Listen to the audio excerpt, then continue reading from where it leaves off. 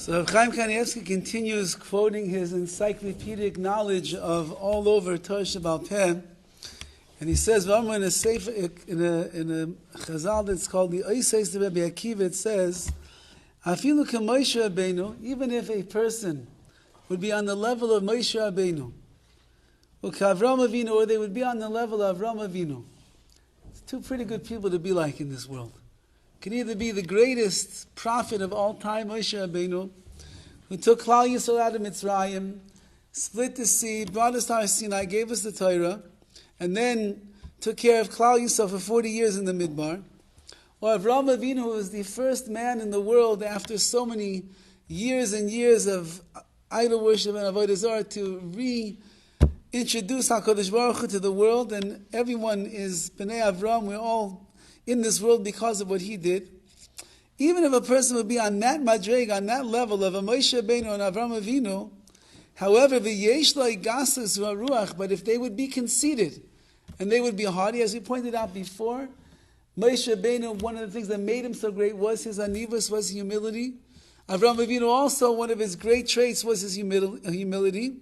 So if you would be on their level, but you would have gasus haruach, you would have this arrogance and this inflated ego, says the Rabbi Akiva, lo yinake, a person will not escape punishment, v'nikra ta'eva, and they are called an abomination.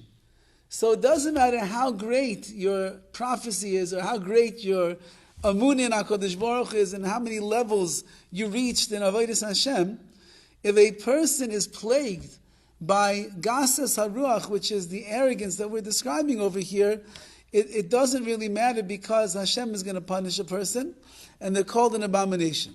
The Horowitz says further in Sanhedrin, Ein ben Dovid ba, Mashiach will not come, ad sheyichlu gasei haruach, until all of the arrogant people of the world are destroyed, are removed from existence. Mashiach, which is going to usher in all of the shleimus, all the perfection of this world, it's going to usher in a rebuilding of Klal Yisrael, a rebuilding of the Beis HaMikdash. It's going to usher in an era in history which is unparalleled to anything else. And it's going to be the glory of HaKadosh Baruch Hu's kingdom in this world. Everybody will be able to point and say, this Hashem is the Melech Malchem Malachim. Somebody who is filled with arrogance, so they are preventing Mashiach from coming. And therefore, because, again, like we said the other days, someone that is filled with themselves, there is no room for the Rebbeinu Shalom.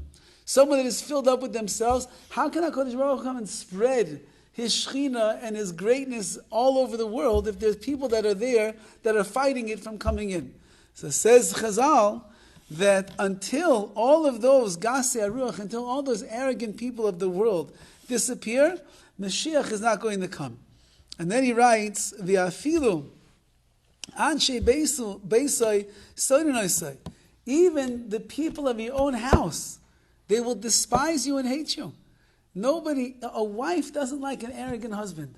Children don't like arrogant parents, because there needs to be that we are one with each other, and we are sensitive, and we are humble to one another, respectful to one another. Someone that's a balgaiva, someone that is so wrapped up inside themselves, how could they respect somebody else? How could they see past their nose and see the sensitivities that they have to have for the person standing in front of them? And therefore, even B'nai Beisai, the people of their house will come to hate them, like it says in the Gemara elsewhere. And then he writes, and we'll conclude with this, in the beginning, women will be drawn to this arrogant fellow over here. You know, he walks in, he's a big shot, he's flashing his goods and his money and his possessions and his personality and his pompousness and all the different things. So at first they will be enamored by him. However, at the end, she will eventually come to despise him. So even if you impress them, and even if you wow them, and even if you show them what you feel to be your greatness, at the end of the day, she's going to see right through it. So it's never going to help at all. So again, once again, as Rav Chaim is pointing out from all over Chazal, that the Gasei Ruach is someone that is preventing Mashiach from coming. He will be despised and hated by his family. His wife will never fall for it at the end of the day. She will see right through his haughtiness, and she will be despised of him as well. And therefore, Be'ez Hashem, as we keep saying, we have to continue working on the anava, on the humility that begs of a person who wants to follow in the ways of Hashem.